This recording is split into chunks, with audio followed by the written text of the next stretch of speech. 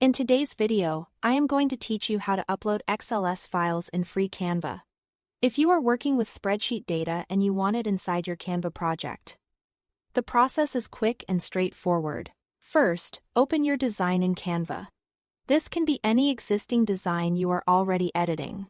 Make sure you are in the main editor so you can access the sidebar and see your canvas. On the left side of the editor, click Uploads. This panel is where all of your imported media and files live for that design. Next, click Upload Files.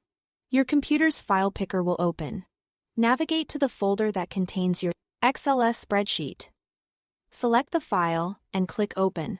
You'll immediately see a status bar in Canva that shows the upload progress. Keep the tab open and let it finish.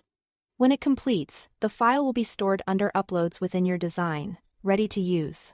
Canva will automatically open the spreadsheet as a sheet. This takes you into Canva Sheets, a simple built-in spreadsheet view. Here, you can edit the data directly in cells, adjust formatting, and apply basic formulas.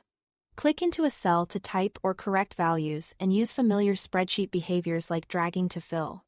For formatting, you can change how your data looks, so it's easier to read things like column width, text alignment, or number styles. For quick calculations, basic formulas are supported, which is handy for totals or averages without leaving Canva. Keep the file requirements in mind as you work.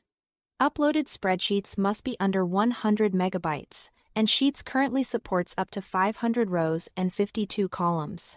Staying within these limits helps your upload complete smoothly and ensures the file opens properly in Canva Sheets.